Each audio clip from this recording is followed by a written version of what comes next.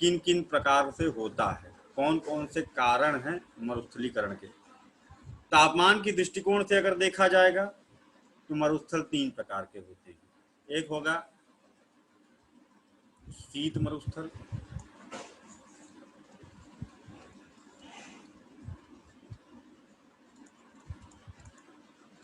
मरुस्थल का मतलब क्या होता है, जहां पर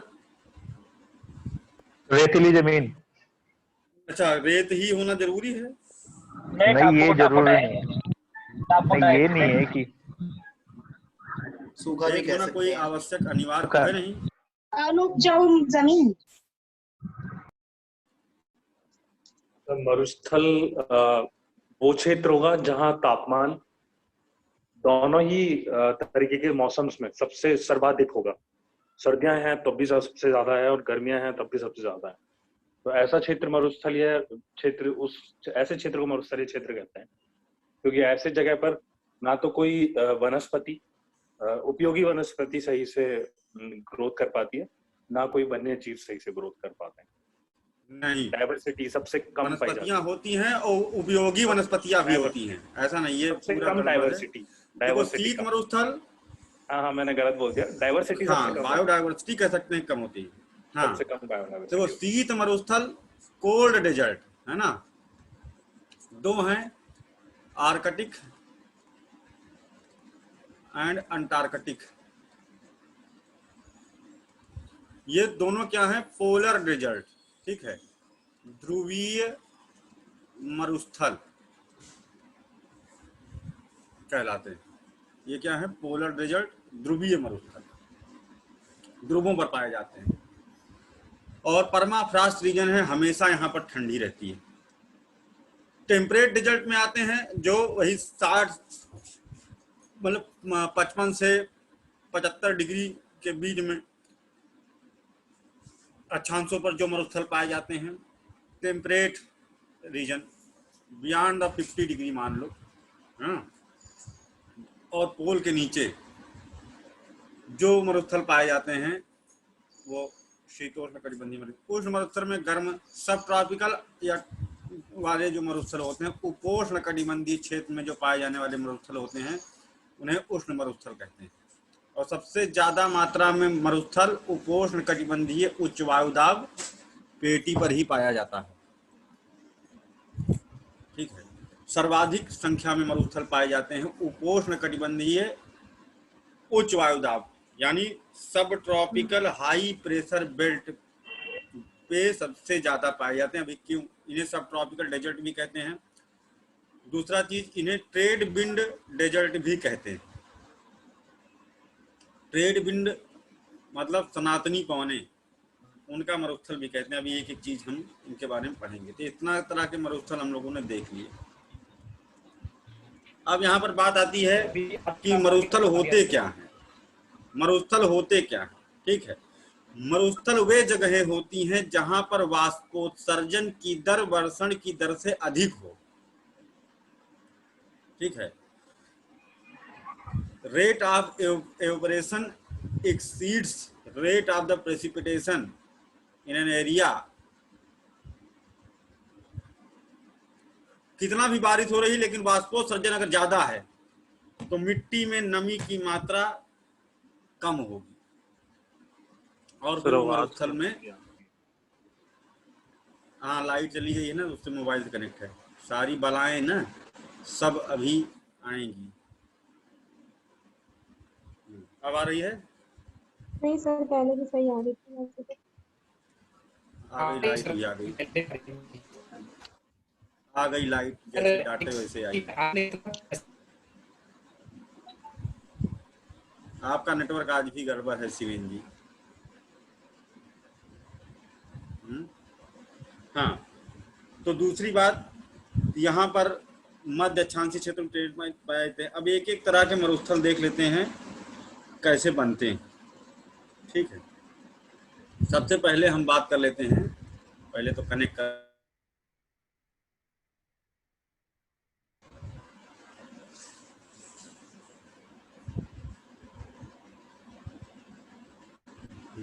ठीक है। अब कोई इशू नहीं।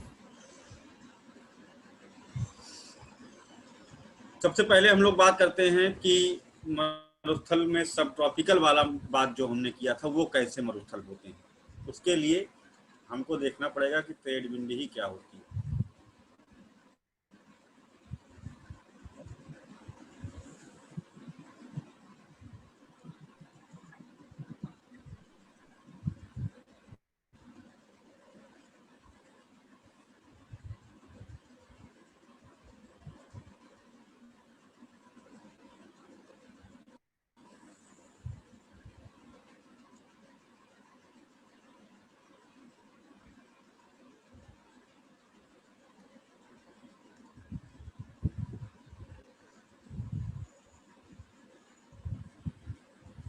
फाइव डिग्री साउथ दक्षिणी अक्षांश रेखा है और ये 5 डिग्री उत्तरी अक्षांश रेखा है और ये 0 डिग्री।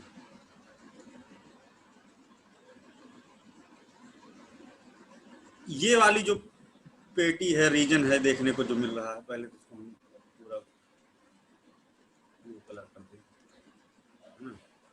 ये है डोलड्रम पेटी। डोलड्रम मरुस्थल डिफेसर कीवर्ड्स। अच्छा, मरुस्थल वे क्षेत्र होते हैं जहां पर वाष्पोत्सर्जन की दर वर्षण की दर से अधिक होती है, जिस कारण से मृदा में नमी की मात्रा अत्यंत कम होती है।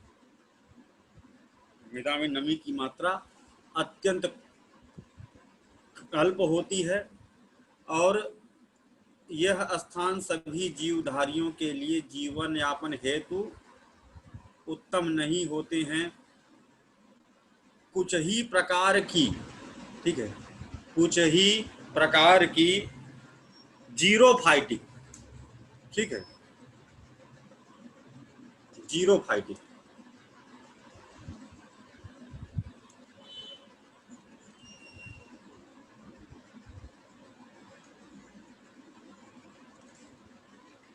जीरोफाइटिक वो होती हैं जो सूखा एवं लवणता रोधी, ठीक है। सैलिनिटी भी बर्दाश्त कर लेती हैं ये, क्योंकि वहां पर साल्ट ज्यादा पाया जाता है ना। और सूखा रोधी भी होती हैं कि वनस्पतियां पाई जाती हैं यहाँ पर, और बाकी की और यहाँ पर जैव विविधता अत्यंत अल्प होती है। ऐसे दुर्गम क्षेत्रों को मरुस्थल कहा जाता है।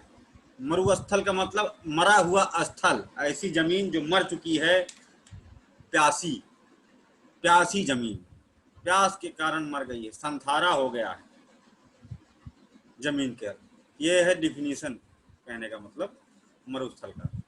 संथारा उन्थारा मत लिखना, इसके पहले जो बोले थे वो डिफिनीशन, ठीक है। तो ये अभी देखते हैं हम लोग पहली कैटेगरी वाला जो हमने पढ़ना था, सब ट्रॉपिकल हाई प्रेशर डेजर्ट, उपोष्ण कटिबंधीय मरुस्थल कौन से होते हैं। तो यहाँ पर हम देखते हैं कि ये है डोलड्रम पेटी। यहाँ पर सूर्य की किरणें वर्ष भर सीधे पड़ती हैं तो यहाँ की हवा गर्म होकर के ऊपर उठ जाती है, एक्सपैंड कर जाती है। दूसरा चीज, रेडियस यहाँ पर ज्यादा होने के कारण पृथ्वी जब घूमती है तो अपकेंद्री बल भी यहाँ पर सर्वाधिक होता है और इस कारण से भी हवा धक्का खा करके ऊपर उठ जाती है। तो जब हवा यहाँ से ऊपर उठ जाती है तो इसकी जगह लेने के लिए हाई प्रेशर से इधर को हवा आती है, सरफेस विंड, ठीक है। और उधर ये ऊपर हवा गई, ये जगह इसकी लेने के लिए नीचे आएगी, ठंडी होकर के नीचे दबेगी हवा ऊपर से और ये इधर को चलेगी। तो इस तरह से सेल का फॉर्मेशन हो जाता है। एक तरह से वायुदाब चक्रण देखने को यहाँ मिलता है। Air mass cycle, Hadley Ferrel और पोलर सेल, आगे पढ़ेंगे इसके बारे में। तो ये है हाई प्रेशर जोन और ये है लो प्रेशर जोन। जैसे ये वाला जो व्हाइट पट्टी दिखाई दे रही है इसे डोलड्रम कहते हैं, क्योंकि यहाँ कभी चक्रवात नहीं आ सकता। कोरियालिस बल जो पृथ्वी घूमने के कारण पैदा होता है वो यहाँ नगण्य होता है ये है डोल ड्रम, डोल ड्रम या डोल ड्रम पेटी, ठीक है। अब हवाएं दोनों तरफ से आकर के यहाँ टकराती हैं, तो इस कारण से इसे ये भी कहेंगे कि ट्रॉपिकल क्लाइमेटिक जोन के आंतरिक क्षेत्र में, इंटरनल पार्ट में हवाएं आकर के जो टकरा रही हैं, तो इसे ये भी कह सकते हैं अंतर उष्णकटिबंधीय अभिसरण क्षेत्र।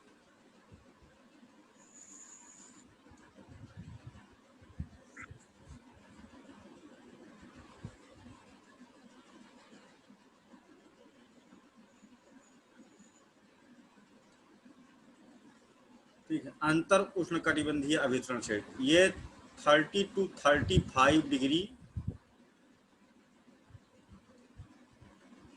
साउथ है, और ये 30 to 35 डिग्री नॉर्थ। ये हाई प्रेशर बेल्ट, ये भी हाई प्रेशर बेल्ट, और ये क्या है, लो प्रेशर बेल्ट। ये वाला जो क्षेत्र, ये अब जो है हवाएं चली उधर से हाई प्रेशर से लो प्रेशर, और कोरियालिस बल उत्तरी गोलार्ध में किसी भी गतिमान चीज को दक्षिणावर्त क्लॉकवाइज डायरेक्शन में घुमाने का प्रयास करता है, और उत्तरी गोलार्ध में, और दक्षिणी गोलार्ध में एंटी क्लॉकवाइज घुमाने का प्रयास करता है जिस डायरेक्शन से चल रही है। तो हवा को चलना चाहिए था ऐसे, है ना, लेकिन उसको घुमा दिया जाएगा जब क्लॉकवाइज, तो ये चलेगी ऐसे।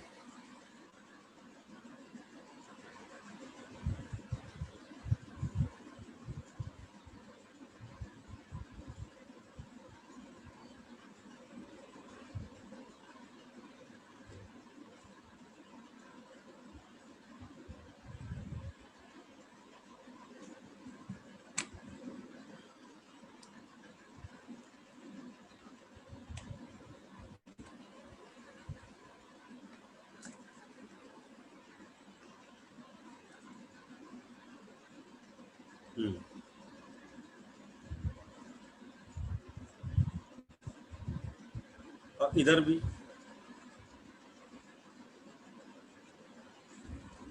इधर एंटी क्लॉकवाइज हवा घुमा देगी, ये दोनों आएंगी इधर टकराएंगी, तो इसे अंतर उष्णकटिबंधीय ITCZ भी कहते हैं,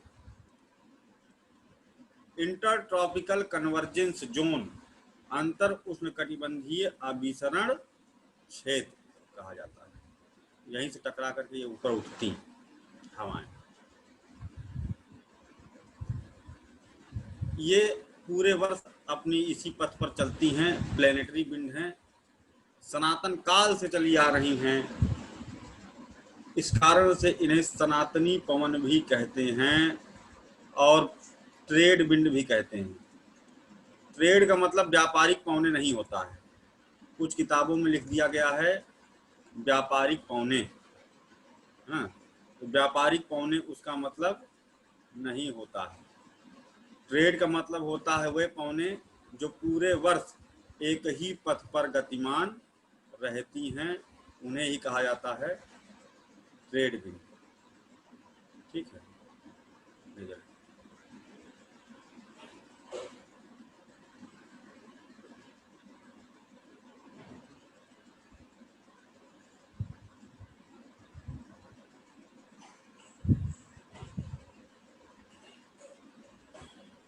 ठीक।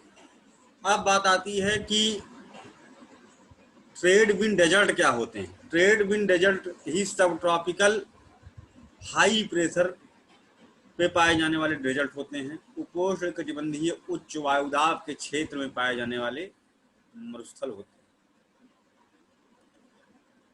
क्योंकि ये इसके चपेटे में आते हैं, इस कारण से। अब यहाँ पर देखो हवाएं उल्टा चल रही हैं, ये तो इतना समझ में आ गया। तो अभी हम जब खींचेंगे तो बाकी समझ में आ जाएगा। यहाँ तक में कोई डाउट किसी को तो नहीं है? हाँ सर, वो हाई एंटी प्रेशर, क्लॉक द्वारा एंटी क्लॉक द्वारा हवा की दिशाएं चेंज होती है, वो मुझे समझा नहीं। अच्छा, कोरियालिस बल के बारे में नहीं समझ पाए हैं आप, है ना? देखिए, कोरियालिस बल, पृथ्वी कैसे घूमती है? पृथ्वी घूमती है एंटी क्लॉकवाइज। जैसे तुम दौड़ो क्या कहते हैं, उत्तर की ओर, तो तुम्हें हवा दक्षिण की ओर बड़ी तेजी से जी बहती जी, हुई हाँ, प्रतीत अपोजिट होगी। अपोजिट, हाँ हाँ। तो जो पृथ्वी घूमती है एंटी क्लॉकवाइज, तो हवा घूमने का प्रयास करती है क्लॉकवाइज। एक डिफ्लेक्टिव इनर्शिया वाला फोर्स पैदा होता है जड़त्व के नियम से, है ना? तो वो उसके कारण हवा घूमने का प्रयत्न करती है क्लॉकवाइज डायरेक्शन। लेकिन जब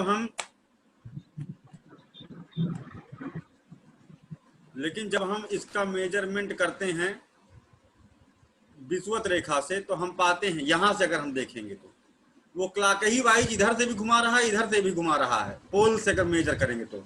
लेकिन हम मेजरमेंट करते हैं यहां से खड़े होकर के, तो पाएंगे कि इधर क्लॉकवाइज घुमाता प्रतीत होगा और इधर एंटी क्लॉकवाइज घुमाता हुआ प्रतीत होगा। जब यहां से मेजर करेंगे, फंडामेंटल मेजरमेंट हम इक्वेटर से करते हैं। ठीक है? Okay sir, okay.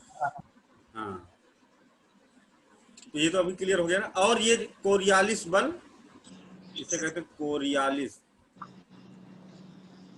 सर ये कॉन्सेप्ट नहीं आ रहा सर अभी तो समझ में।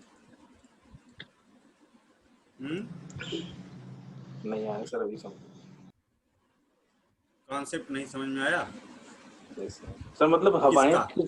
हवाएं कैसे बह रही है? हवाएं नॉर्थ से और मतलब पोल से सेंटर की तरफ बह रही है। हवाओं की डायरेक्शन अलग अलग है।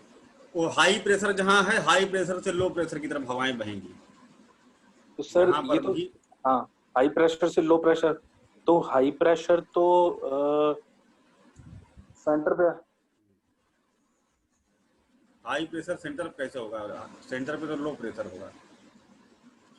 ये पोल है, बहुत ठंडा है, यहाँ से हवा हाँ ठीक है चलेगी सर। इधर।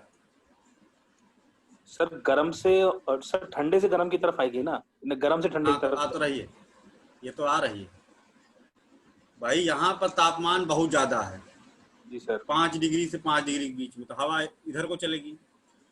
उधर कंपेरेटिवली देखोगे, हाई प्रेशर यहाँ पर बहुत ठंडी हवा है पोल पर, है ना?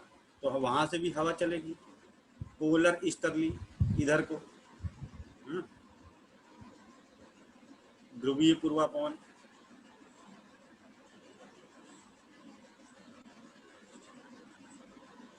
हवा को धक्का मार करके ऊपर उठा देगी, तो उसकी जगह लेने के लिए इधर से हवा आएगी, पछुआ पवन है।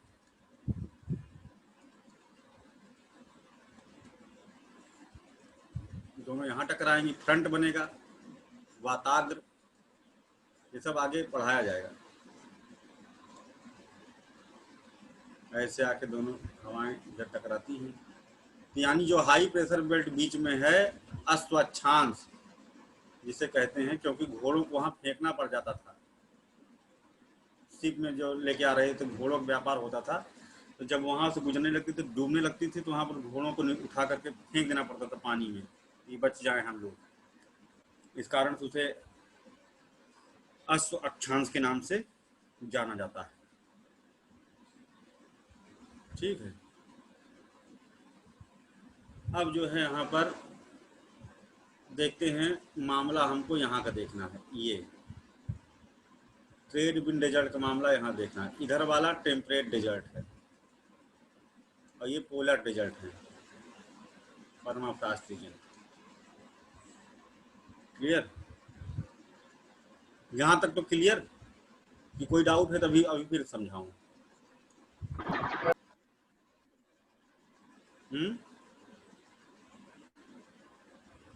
कोई डाउट हो भाई तो पूछ लो, फिर से समझा दूं।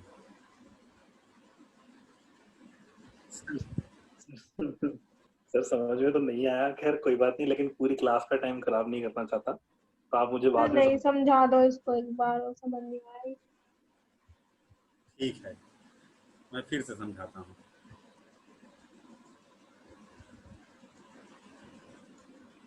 थोड़ा सा भारी तो है ही।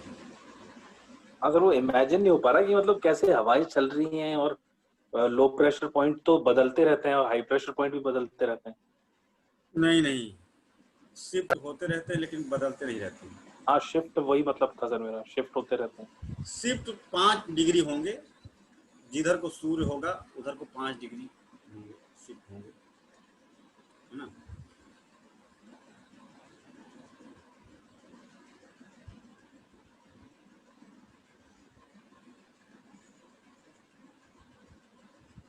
और इसको हम बनाएंगे 3D, तब समझ में आएगा। ये 0 डिग्री है, 5 डिग्री से लेकर के 0 डिग्री वाला 5 डिग्री,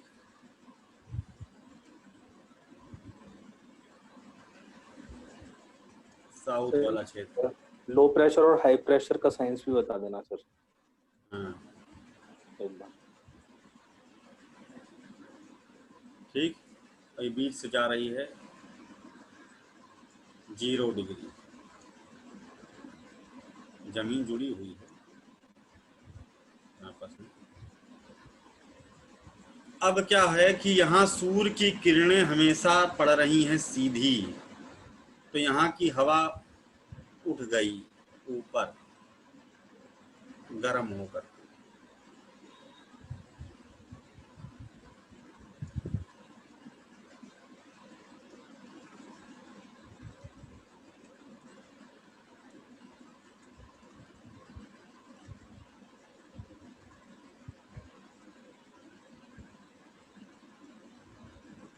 ऐसे ही इधर की भी हवा।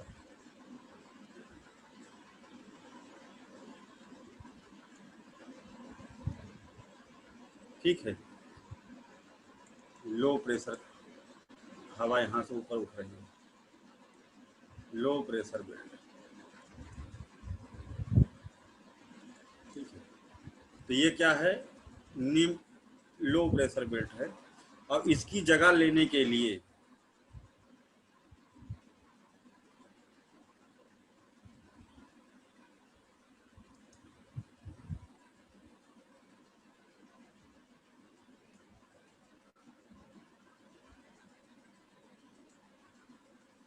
ये 30 डिग्री से 35 डिग्री अक्षांश दोनों साइड में, उस हवा वहां से उड़ गई, तो उसकी जगह लेने के लिए यहां से हवा क्या करेगी, आएगी सरफेस में, सतही पाऊंगे। लेकिन कोरियालिस बल क्योंकि घुमाता है उत्तरी गोलार्ध में क्लॉकवाइज डायरेक्शन, तो इसको घुमा देगी, तिरछा हो जाएगी हवा, है ना, ऐसे, और तिरछा होकर के ये आगे बढ़ेगी ऐसे। नॉर्थ ईस्टर्ली ट्रेड विंड, उत्तर पूर्वी सनातनी पवनें, वैसे ही इधर भी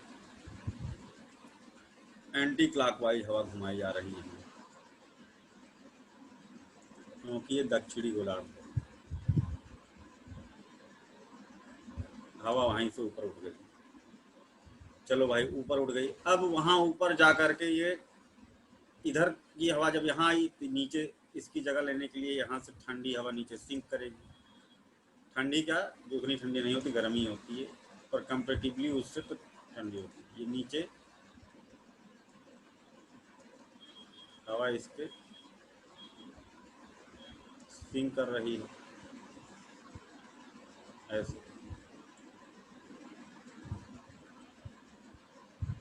हाँ, अब इसकी जगह लेने के लिए इधर से हवा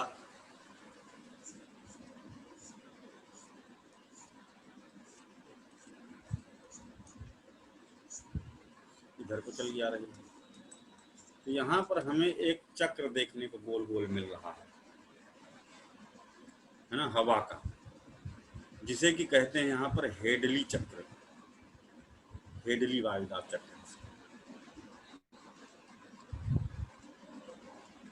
और ये नीचे ऊपर चलने वाली कहलाती है हवा, जो ऊपर आसमान चल रही है अपर ट्रोपोस्फियर में, जेट स्ट्रीम,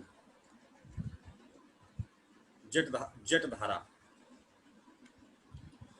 और नीचे वाली हवा जो चल रही है जमीन से सट के, जिसमें हम लोग हैं, इसे कहते हैं सतही पवन। ठीक। अब यहाँ पर हाई प्रेशर, क्योंकि यहाँ नीचे हवा दब रही है और इधर से ही सप्लाई जा रही है। ऐसे ही इधर भी होता है। सॉरी सर, हेडली और सतही में अंतर हो गया सर। हेडली और सतही पवन जो है वो दोनों में अंतर हो गया। नहीं, सतही पवन जो जमीन पर चल रही उसे सतही, ये गोल चक्कर जो हवा का है, सतही और जेट स्ट्रीम है ना, दोनों को हेडली सेल कहते हैं। पूरा जहां से मतलब एक हेडली सेल में 2 पौने हैं हॉरिजेंटल और 2 पौने वर्टिकल चल रही हैं। एक ये यहाँ से ऊपर उड़ रही है और एक यहाँ नीचे जा रही है, ये भी हेडली सेल का पार्ट है। ये पूरा गोल चक्कर हेडली वायुदाब चक्र कहलाता है। अच्छा, ठीक है सर। और इस हवा को क्या कहते हैं? सनातनी पवन या ट्रेड विंड। ठीक है, ट्रेड विंड। ट्रेड विंड का मतलब जो पूरे ट्रेड मतलब ट्रैक है, यहाँ पर है। व्यापारिक पवनों से इसका कोई मतलब नहीं है। कैमरा ही गड़बड़, सब गड़बड़। आज का दिन अच्छा नहीं करता। अरे 2-3 दिन से हम परेशान हैं बहुत ज्यादा।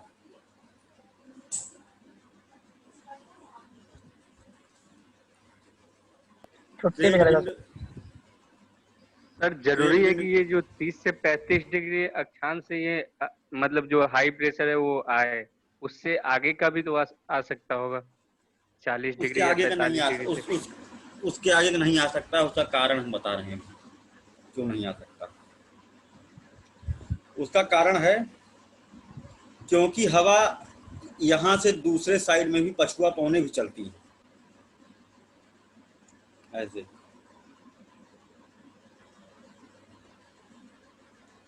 सर पछुआ पवने किसको बोलते हैं? वो बनाने जा रहा हूँ।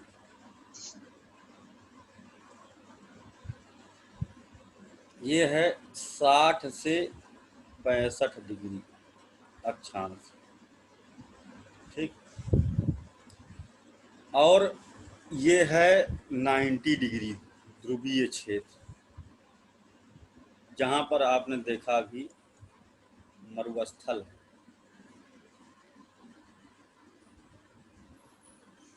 पूरा आर्कटिक है उत्तरी तरफ और अंटार्कटिक। अंटार्कटिक सबसे बड़ा है मरुस्थल है, 6.69 मिलियन किलोमीटर, और आर्कटिक 6.56 मिलियन किलोमीटर है, मिलियन स्क्वायर किलोमीटर। ये पूरा बर्फ जमी हुई है यहाँ, ठंडी ठंडी। हवा फिर कैसी होगी? बहुत ठंडी। तो यहाँ से भी हवाएं सतही पवन, नीचे जो भी हवा चलती है उसको सतही पवन कहते हैं, इतना जान लें। और ऊपर जो हवा चलती है उसे जेट स्ट्रीम कहते हैं। यहाँ पर जो 30 से 5 की तरफ चल रही है नीचे, उसे कहते हैं ट्रेड विंड या उत्तर पूर्वी सनातनी पवन कहा जाता है। अभी यहाँ पर देखते हैं क्या होता है। यहाँ पर 90 डिग्री से ठंडी ठंडी हवाएं चलती हैं।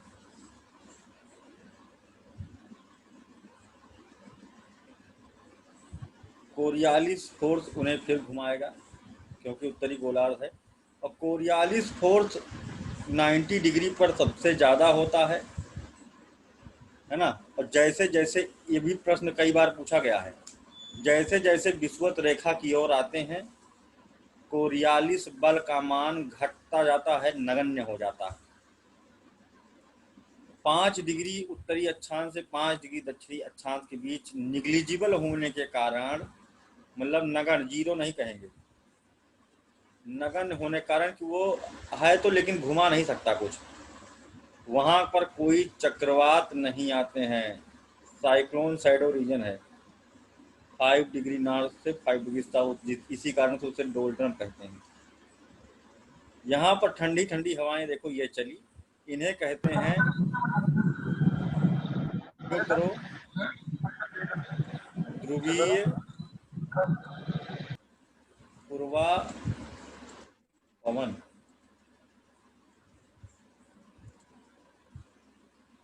ठीक है, ध्रुवीय पूर्वा पवन।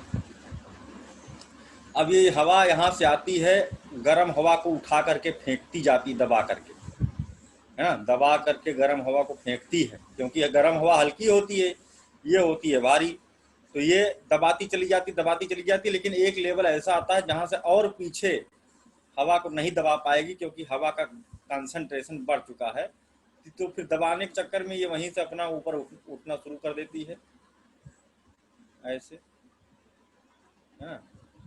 यहाँ की हवा जब इधर गई है तो इसकी जगह लेने के लिए हवा यहाँ नीचे सिंक की थी, ध्रुवीय क्षेत्र में हवा ऐसे नीचे सिंक की थी, और ये वाली हवाएं भी जाकर के वहां पर ऐसे गिरेंगी। तो यहाँ पर पोलर सेल का फॉर्मेशन हो जाएगा, ध्रुवीय वायुदाब चक्र। जैसे यहाँ पर हेडली सेल था, वैसे ही यहाँ पोलर सेल बन गया, लेकिन इसने अभी गरम गरम हवा को क्या किया है, उठा करके ऊपर फेंक दिया है, ऐसे गरम हवाओं को इसने उठा करके फेंक दिया है। यहाँ पर फ्रंट बनते हैं, वाताक युद्ध होता है जहाँ पर मोर्चा गरम और ठंडी हवाओं का, तो उसकी जगह लेने के लिए इधर से हवाएं चलेंगी, लेकिन कोरियालिस बल उनको घुमा देगा डायरेक्शन क्लॉकवाइज, तो चल रही इधर से, तो ये ऐसे चलने लगेंगी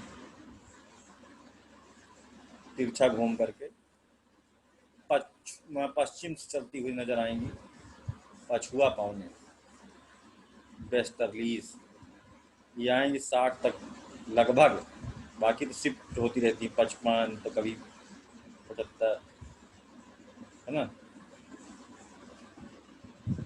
सूर्य की डायरेक्शन, जिधर सूर्य होगा उधर 5 डिग्री शिफ्ट हो जाएगी, और ये जा करके यहाँ सिंक होगी, और ये यहीं से आगे बढ़े, मोर्चा संभालने के लिए आ रही, भिड़ंत करने के लिए, लेकिन हारेगी हमेशा यही गरम वाली, है ना।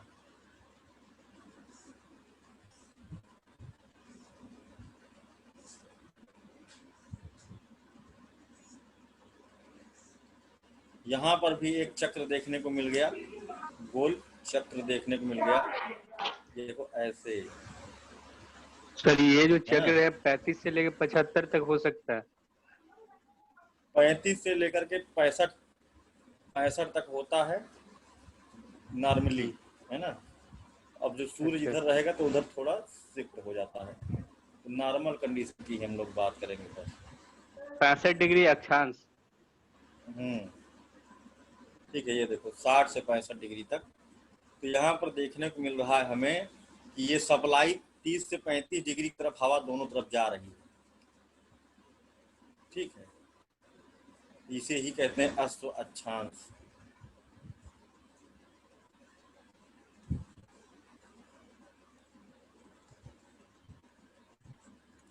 हाई प्रेशर बेल्ट है, एक ये हाई प्रेशर, एक ये हाई प्रेशर, ये लो प्रेशर,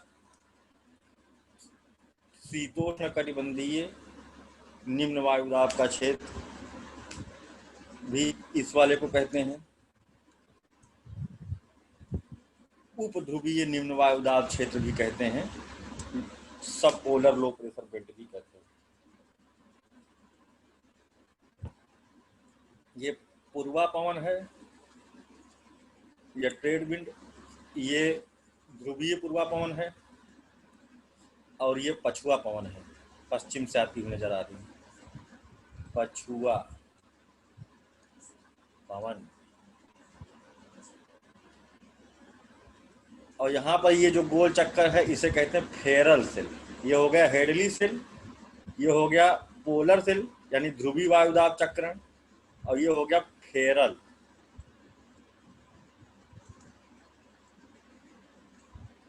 वायुदाब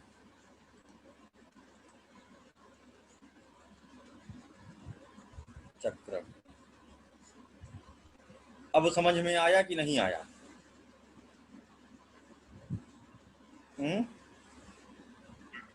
आया भाई? जी सर, जी सर। ठीक है सर जो चक्रवात ये सब जो होता है सब लो प्रेशर से हाई, लो प्रेशर ये जो चक्र है वायु का इसी के वजह से होता होगा? नहीं, वो दूसरा कारण है। चक्रवात आगे चैप्टर है और ये भी पढ़ाएंगे आगे चैप्टर है। ठीक, उसका कारण दूसरा। एक चीज रह गई सर।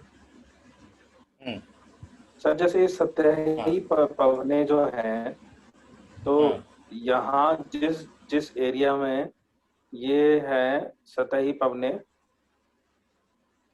चल रही हैं, जो सतही पवने चल रही हैं 0 से 5 डिग्री से और 30 डिग्री के बीच में, तो इस बीच में सर समुद्र भी होंगे ही। समुद्र भी है, स्थलखंड भी है, पहाड़ भी है, नदी भी है, हम लोग भी। तो सर ये हवाएं जो ठंडी नहीं होती क्या समुद्र की वजह से? नहीं, गर्मी लेती हैं, जबकि ये मॉइस्चर लेती हैं, क्योंकि समुद्र भी इस क्षेत्र में हीट अब्जॉर्ब कर रहा है सूर्य से। ओके, ठीक है। हाँ, ये वही कारण है जो आप बता रहे थे कि वो थोड़ा गर्म रहता है समुद्र का ऊपरी स्थल। अब आगे चलते हैं, इसको देखें मरुस्थल के बारे में, जिसके लिए इतना तराना हुआ।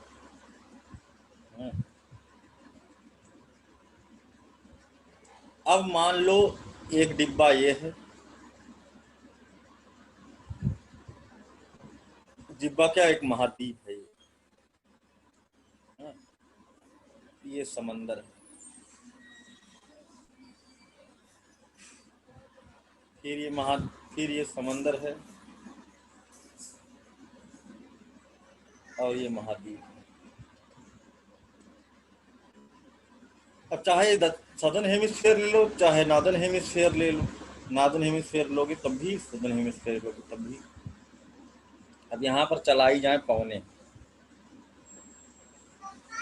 ट्रेड विंड चलाई जाए।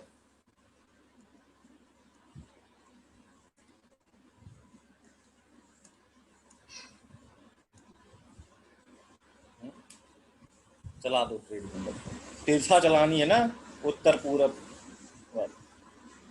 मान लो ये है 30 से 35 डिग्री अक्षांश।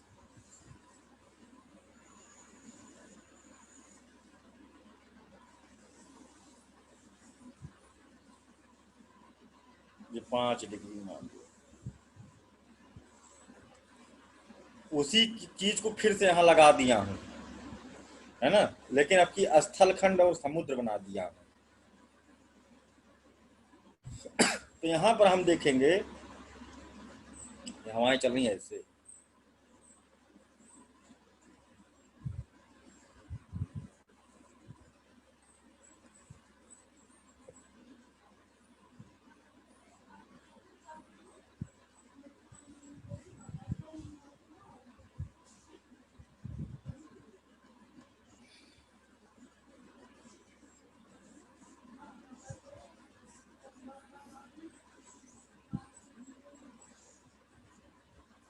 तो हमें क्या देखने को मिला? हमें ये देखने को मिल रहा है कि जो हाई प्रेशर के पास स्थल खंड है, वहां पर ये वाला जो पार्ट आप देखिए, ये पार्ट पे बारिश नहीं हो पा रही।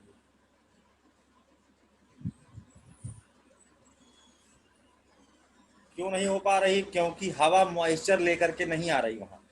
ये सब पार्ट रेनफॉल पाएंगे, ये यहाँ बारिश होगी, यहाँ बारिश होगी, है ना। लेकिन ये पूरा पार्ट देखने को मिलेगा, ये मरुस्थली वाला भाग हो जाएगा, क्योंकि यहाँ पर ट्रेड विंड कैसी चल रही है, ऑफ शोर, विमुखीय। ऑफ शोर का मतलब होता है, एक होता है ऑन शोर, यहाँ पर क्या है, ऑन शोर, तटामुख, तट के आमुख, यानी कि हवा सागर से स्थल खंड में प्रवेश कर रही है।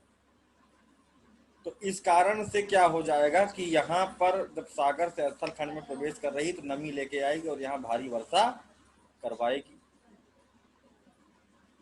लेकिन जहां पर स्थल खंड से सागर की ओर हवा जाएगी वहां पर कौन सा वर्षा करवाएगी, और ये वही पार्ट है जो 30 डिग्री से सटा हुआ क्षेत्र है ना, हाई प्रेशर वाले क्षेत्र में पाए जाने वाले, ये हाई प्रेशर बेल्ट है ये।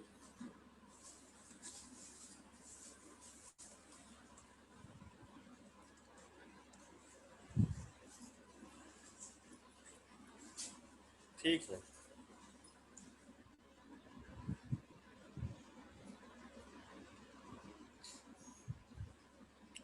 तो इन्हें ही कहते हैं ट्रेड विंड डेजर्ट, यही है ट्रेड विंड डेजर्ट,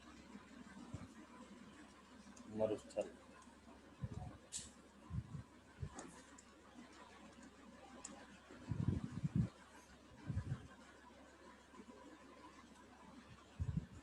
और संसार के सर्वाधिक संख्या में मरुस्थल ट्रेड विंड वाले मरुस्थल हैं।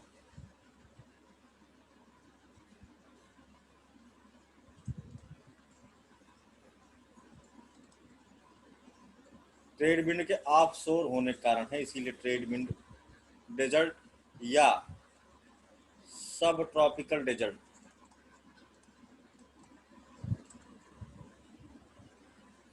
उपोष्ण कटिबंधीय मरुस्थल भी इन्हें कहा जाता है। सहारा, इसके उदाहरण की अगर हम बात करें, सहारा मरुस्थल, ग्रेट ऑस्ट्रेलियन डेजर्ट जो है विक्टोरिया वगैरह, और उधर सोनोरन अमेरिका में सोनोरन मरुस्थल, और थार मरुस्थल भारत पाकिस्तान का, कालाहारी मरुस्थल बोत्सवाना अफ्रीका का, ईरान के मरुस्थल दस्त ए लूट और दस्त ए कबीर। तो नीचे आ गया ना। अच्छा ठीक है, वो दोनों तरफ हो गए, दोनों तरफ ठीक है। ठीक है, हवा थार की तरफ से सनातनी पवनें अरब सागर की तरफ जा रही हैं। अगर अरब सागर से थार की तरफ जाती तो वहां पर बारिश होती, लेकिन ऐसा नहीं होता।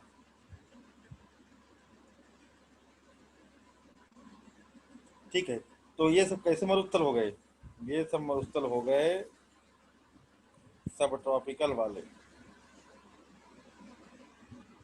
अब दूसरी तरह का मरुस्थल, ये समझ में आ गया ना। अब कुछ उदाहरण हमने बताए, उनका नाम नोट कर लेना चाहिए, बाकी तो भी जब मैप वर्क होगा तो उसमें हम देखेंगे ही।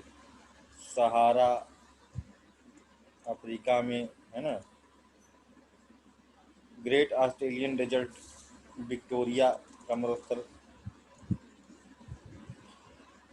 अरब का मरुस्थल जिसे कहते हैं नाफूज एंड हमादा, और एक है रब अल खली अरब में, रब अल खली मरुस्थल, थार मरुस्थल, कालाहारी मरुस्थल बोत्सवाना का, ये सब इसी प्रकार के मरुस्थल हैं।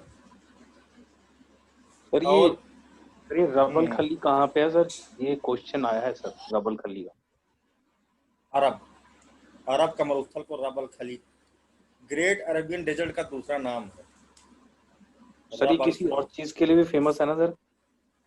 हाँ, इस सीरीज के लिए फेमस है। अटूट चट्टानों का बना हुआ सबसे बड़ा मरुस्थल है, अनब्रोकन रॉक्स। सर यही क्वेश्चन था। पूछा गया होगा ये। अब हम देखेंगे दूसरे तरह का मरुस्थल। एक तो ये सब ट्रॉपिकल मरुस्थल सबको समझ में आ गया ना भाई? जी आया? सर। ठीक जी सर। है। सर ये अगला है, हाँ, सर ये असंभव है, असंभव बात है कि अगर आप समझाओ समझ में नहीं आए। हम पूरा प्रयास करते हैं भाई, हर तरह किसी तरह समझ में आ जाए बस। नहीं सर, परफेक्टली आ गया सर, परफेक्टली।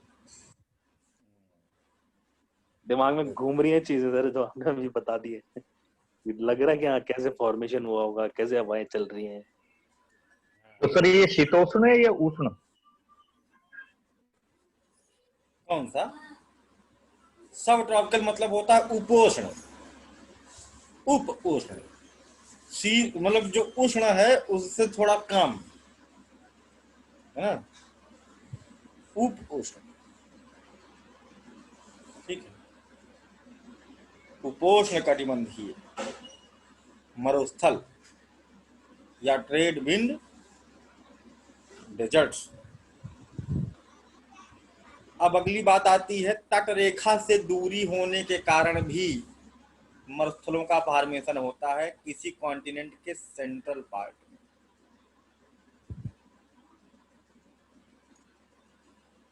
जैसे हवाएं चली आ रही हैं, ये भी कोई एक मरुस्थल पर कई और कई भी कारण भी लग सकते हैं, कोई जरूरी नहीं कि एक ही कारण से मरुस्थल बना हुआ। ये मान लो समंदर है,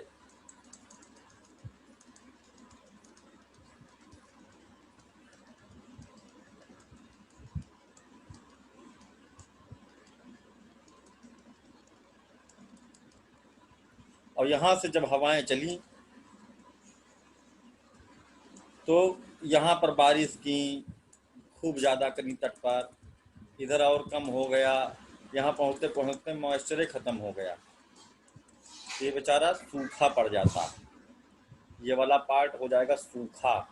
तो यहाँ हो जाएगा, इधर मान लो कोस्टल रीजन, ये वाला जो पार्ट है बीच में, ये पूरा मरुस्थल बन जाएगा। इसे कॉन्टिनेंटल डेजर्ट कहते हैं क्योंकि महाद्वीपों के बीच में पाए जाने वाले मरुस्थल होते हैं। Distance from the coast line is the major factor behind the formation of this kind of deserts. For example, यानी कि एकदम बीच में होंगे बेचारे ये मरुस्थल। टकला मकान,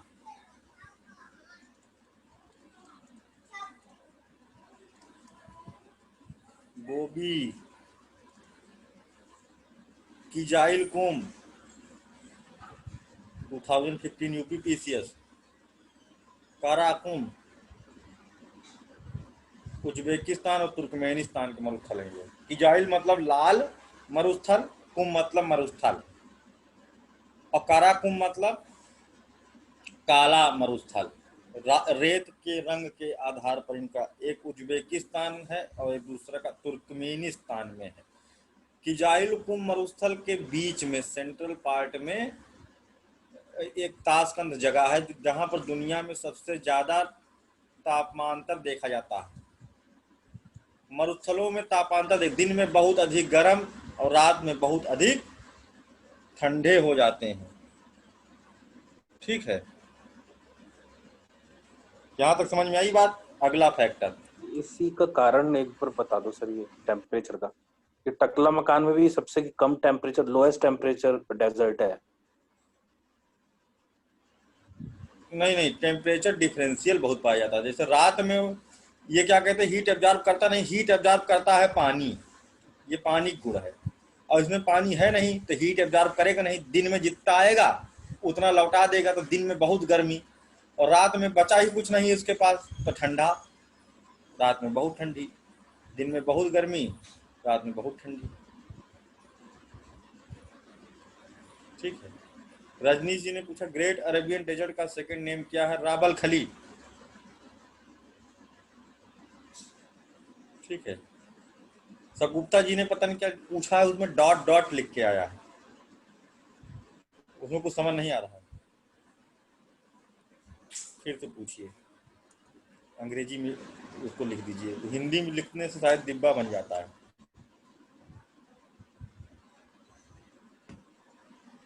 ठीक है भाई।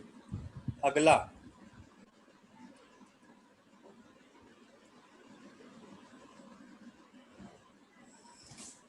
अगला तरीका है मरुस्थल बनने का। तरीका क्या है? कारक बनाना थोड़ी ना मरुस्थल, ये तो समस्या है। ठंडी जल धाराएं जहां पर चलती हैं, मॉइस्चर उनमें होता नहीं है, है ना, और वो बहुत ही शुष्क मरुस्थलों का निर्माण करती हैं, कोल्ड ओशन करें। फॉर एग्जाम्पल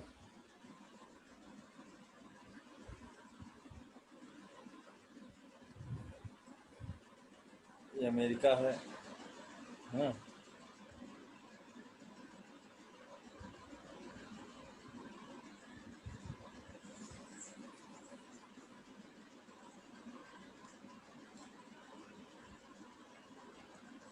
इधर चल रही है ठंडी महासागरी धारा, कैलिफोर्निया करंट। तो यहाँ पर बहुत ही शुष्क मरुस्थल है,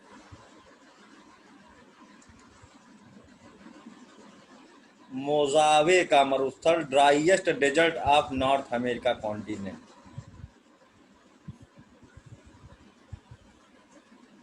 मोजावे का मरुस्थल कोलोराडो पठार से जाकर कनेक्ट होता है। मोजावे का मरुस्थल,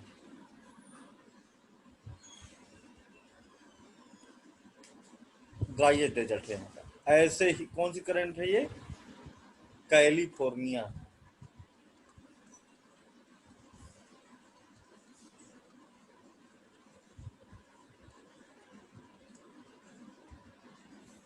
ठंडी धारा,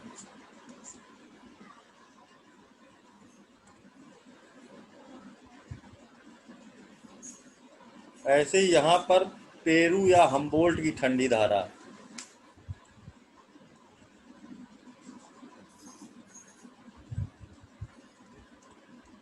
यहाँ पर बनाती चिले में दुनिया का सबसे शुष्क मरुस्थल, आटाकामा मरुस्थल भले है, लेकिन यहाँ पर कापर टाउन पाया जाता है, चुकी कमाता सबसे बड़ा कापर टाउन, इसका नाम है आटाकामा।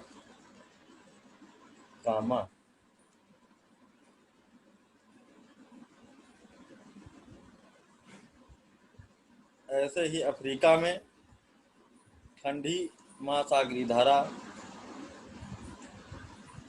चलती है,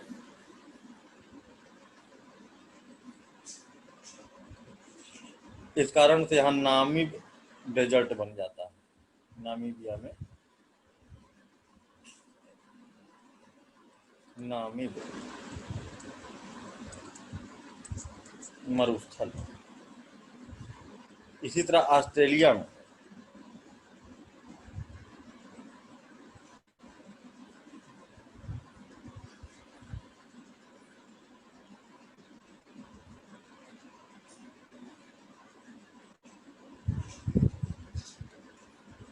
ऑस्ट्रेलिया के पश्चिमी भाग में पश्चिमी ऑस्ट्रेलिया की धारा, ठीक है,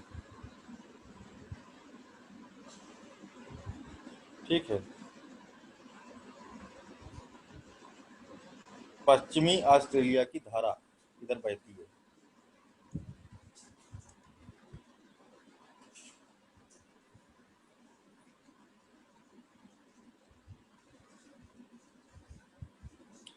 और यहाँ पर मरुस्थल बनाती है लिटिल सैंडी मरुस्थल और ग्रेट सैंडी मरुस्थल।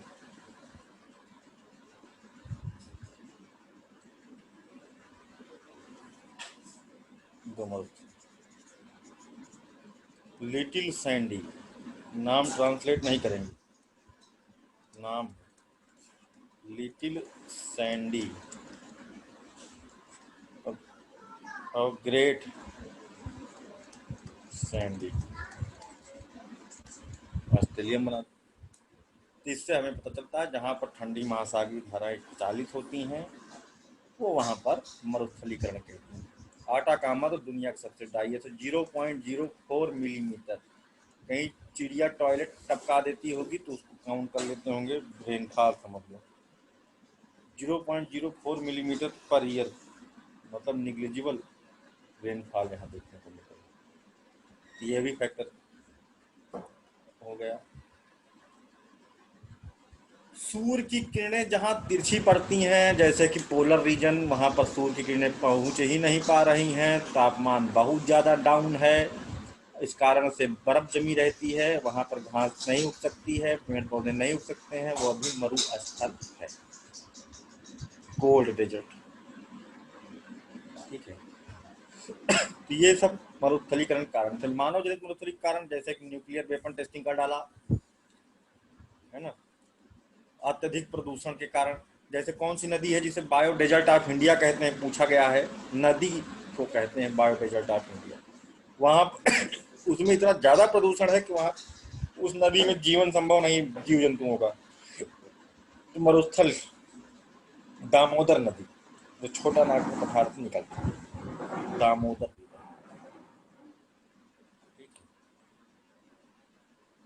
इसके अतिरिक्त बहुत ज़्यादा पानी निष्कासन से बड़े पैमाने पर जल का दोहन कर रहे हैं खेती के लिए, एग्रीकल्चर के लिए वगैरह के लिए। तो ग्राउंड वाटर बहुत नीचे चला जाने से कैपिलरी एक्शन से जो पानी उठ करके आता था, पेड़ पौधों को घास को मिलता था, वो नहीं मिल पाएगा। केवल बहुत गहरी जड़ वाले पेड़ पौधे जिंदा रह पाएंगे, घास फूस सब खत्म हो जाएगी, तो वो भी मरुस्थल में परिणत हो जाता है। इसलिए जल को बचा करके रखना चाहिए। अत्यधिक चराई करने, ओवर ग्रेजिंग, इसमें पूछा बकरी को बोला था कौन सा जानवर सबसे ज्यादा मरुस्थलीकरण के लिए जिम्मेदार है, बकरी ऑप्शन सही था, क्योंकि बकरी जहां पर चरती है उसको जड़ से उखाड़ लेती है। बकरी, इस तरह क्वेश्चन घटिया क्वेश्चन था, लेकिन यूपी से पूछा था। लेकिन सर राजस्थान में तो सबसे ज्यादा बकरी ही पालते हैं ये लोग बाग। पालेंगे, मरुस्थलीकरण कराएंगे और क्या। नहीं सर, मरुस्थलीकरण नहीं, उसका कारण दूसरा है सर। उसमें जो मिट्टी में नमी होती है वो काफी नीचे होती है, तो उसकी जड़ें बहुत मजबूत होती हैं जो यहाँ वनस्पति पाई जाती है, तो वो बकरी उसकी जड़ों को नहीं उखाड़ पाती। वो खाती ही नहीं उनको, वो जो जिसकी बात कर रहे हैं। और जो घास है वो गहरी जड़ वाली होती भी है, ये भी सही है, वो पनप जाती है। फिर बकरी के कारण राजस्थान मरुस्थली नहीं हुआ, ठीक है, तो पूरा राजस्थान मरुस्थल भी नहीं है। डिफॉरेस्टेशन, वनोन्मूलन से भी मरुस्थलीकरण होता है। तो ये सब कुछ मानव जनित कारक भी हैं, है ना। लैंड में जो मिट्टी में पीएच इनबैलेंसिंग हो जाती है, excessive use of chemical fertiliser, जिससे कि सॉइल में न्यूट्रिएंट्स बैलेंस खत्म हो जाता, गड़बड़ हो जाता है, इस कारण से मिट्टी इनफर्टाइल हो जाती है, कालांतर में जाकर के फलफल हो जाती है। तो ये सभी कारण जितने थे हम लोगों ने देख लिया मरुस्थलीकरण के। अब कल हम लोग जो है देखेंगे कि मरुस्थल की विशेषताएं क्या हैं, मरुस्थलों की विशेषताएं और मैप वर्क, ये दो चीज़ कल हम लोग निपटा ले जाएंगे। आज मरुस्थलीकरण की उद्भव प्रक्रिया हम लोगों ने देख डाली, ठीक है। किसी को पूछना है? नहीं, चलिए ठीक है, अभी दूसरी क्लास शुरू करने जा रहे हैं। ठीक है सर, थैंक यू।